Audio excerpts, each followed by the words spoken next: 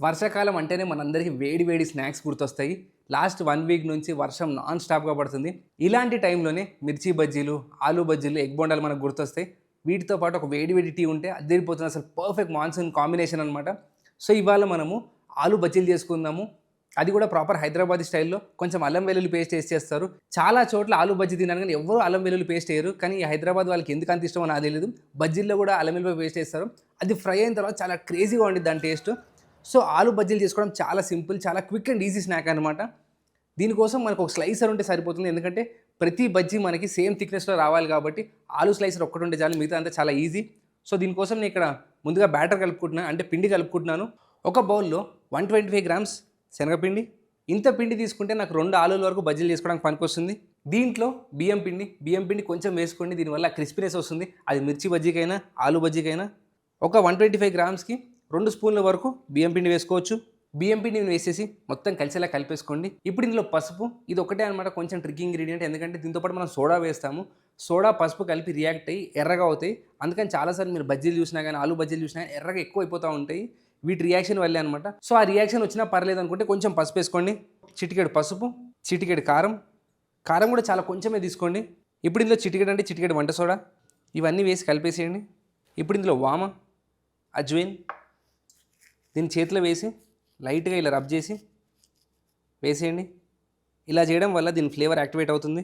అలానే చెప్పాను కదా హైదరాబాద్ స్పెషాలిటీ, కొంచెం అల్లం వెల్లుల్లి ముద్ద, రుచికి సరిపడా ఉప్పు. స్నాక్స్లో ఎప్పుడైనా కొంచెం ఉప్పు తక్కువ ఉండేలాగా చూసుకోండి. ఉప్పు ఎక్కువైతే అస్సలు తినలేం. ఇప్పుడు ఇందులో కొంచెం నీళ్లు పోస్తా. మన బజ్జీల పిండిని కలపండి. ఒకేసారి ఎక్కువ నీళ్ళు వేసారనుకోండి పిండి ఉండలు కట్టేస్తుంది. అలా కాకుండా స్లోగా ఇలా కొంచెం పోయండి, కలపండి. మరి కొంచెం పోయండి, కలపండి. ఇలా స్లోగా కలుపుకుంటే మీకు ఎటువంటి ఉండలు ఉండవు పిండిలో. ఫస్ట్ ఇలా ఒక చిక్కటి పేస్ట్లా చేసుకోండి.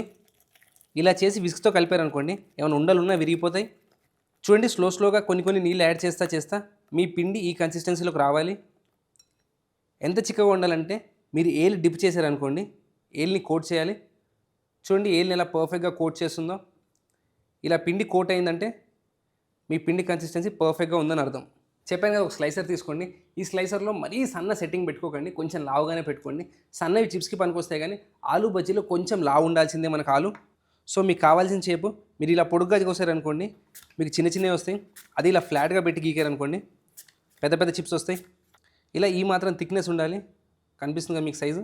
ఇలా ఉంటే మన ఆలు బజ్జీకి పర్ఫెక్ట్ అనమాట. ఈ స్లైసర్ వాడటం చాలా జాగ్రత్తగా ఉండండి. చేతులు చాలాసార్లు కోసుకుపోతాయి. నాకు పర్సనల్గా చాలాసార్లు కోసుకుపోయి కొంచెం నిర్లక్ష్యంగా ఉన్నా. సో, పిల్లల్ని మాత్రం అస్సలు ముట్టుకోనికండి. ఈ విధంగా ఆలుని స్లైస్ చేసేసుకోండి. ఇలా స్లైస్ చేసుకున్న ఆలుని తీసుకెళ్ళి మన బ్యాటర్లో వేసేయండి. ఇలా పిండిలో వేయడం వల్ల ఇవి నల్లగా అవ్వకుండా ఉంటాయి. అలానే మనకి వేసుకోవడం కూడా చాలా ఈజీగా ఉంటుంది. ఇలా ఆలు ముక్కని 2 సైడ్లు పిండిలో కోట్ చేయండి. వేడి నూనెలో ఫ్రై చేసుకోండి. నేను ఇక్కడ ఆల్రెడీ నూనె ఆన్ చేసి పెట్టేశాను. నూనె మీడియం హాట్లో ఉండాలి. మరీ ఎక్కువ వేడిగా ఉండకూడదు, మరీ చల్లగా కూడా ఉండకూడదు. ఇందులో పట్టినన్నే వేయండి, మరీ ఎక్కువ వేయడానికి ట్రై చేయకండి. స్లోగా వీటిని 2 పక్కల మంచి రంగు వచ్చేంత వరకు కాల్చుకోండి. పొంగాలి, క్రిస్పీగా ఉండాలి, కానీ నూనె పీల్చుకోకూడదు. అందుకే చాలా కొంచెం వేసుకోవాలి వంట సోడా అనేది. అలానే మనం ఇందులో అల్లం వెల్లుల్లి ముద్ద వేసాం కదా, లిటరల్గా మనకి చికెన్ 65 ఫ్రై చేస్తున్నప్పుడు ఎలాంటి స్మెల్ వస్తుంది, అలా అల్లం వెల్లుల్లి ముద్ద నూనెలో ఫ్రై అవుతుంటే చాలా ఎక్సలెంట్ ఫ్లేవర్ బయటకు వస్తుంది. సో, వీటిని ఈచ్ సైడ్ 2 మినిట్స్ కుక్ చేసుకుంటే సరిపోతుంది. ఆలు చాలా సన్నగా ఉంటుంది కాబట్టి ఊరికనే స్టీమ్ అయిపోతుంది. సో, వీటిని 2 పక్కల మంచిగా ఫ్రై చేసి తీసి పక్కన పెట్టేసుకుందాం. చూడండి, చక్కగా ఫ్రై అనేవి. వీటిని తీసి ఒక పేపర్ టవల్ పైన వేసేయండి. ఎక్సెస్ నూనె అంతా పేపర్ పీల్చేసుకునేది. చూసేసరికి చాలా సింపుల్గా చేసుకున్నాం ఆలు బజ్జీ. ఇదే విధంగా పిండి ఒకసారి కలిపెట్టుకున్నాం అనుకోండి, ఫటాఫట ఆలు స్లైస్ చేయండి. వీటితో ప్రాబ్లం ఏంటంటే ఇవి ఓన్లీ వేస్తున్నప్పుడు మాత్రమే తినాలి, వేడిగా తినేసేయాలి. సో, దీనికి అస్సలు ల్యాక్ చేయకూడదు. కడాయిలోంచి ప్లేట్లోకి రావాలి, ప్లేట్లోంచి నోట్లోకి వెళ్ళాలి, మళ్ళీ ఎక్కడ ఆగకూడదు. వేడిగా తినేస్తేనే వీటిని ఫుల్గా ఎంజాయ్ చేయొచ్చు. నాకు వీటిని టొమాటో కెచప్తో ఎంజాయ్ చేయడం ఇష్టం. చిన్నప్పుడు నా ఫ్రెండ్స్తో పాటు తినేవాడిని, టొమాటో కెచప్ అలవాటు చేసుకున్నాను. సో, నాకు ఎప్పుడు ఆలు బజ్జీ ఉన్నా కానీ కంపల్సరీగా కొంచెం టొమాటో కెచప్ కావాలి. టొమాటో కెచప్ ఇష్టం లేకపోతే పైనుంచి కొంచెం చాట్ మసాలా చల్లండి, అదిరిపోయే టేస్ట్ వస్తుంది వీటికి. మనందరికీ తెలుసు aloo chaat masala excellent combination. So, it will not fail.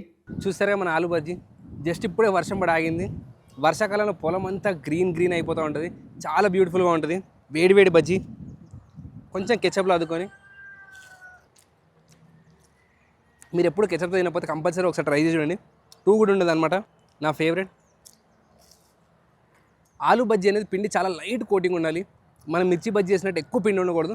అందుకని కొంచెం పలసగా ఉండాలి మిర్చి బజ్జీతో పోలిస్తే. అప్పుడు మనం ఆలు టేస్ట్ ఫుల్గా ఎంజాయ్ చేయొచ్చు.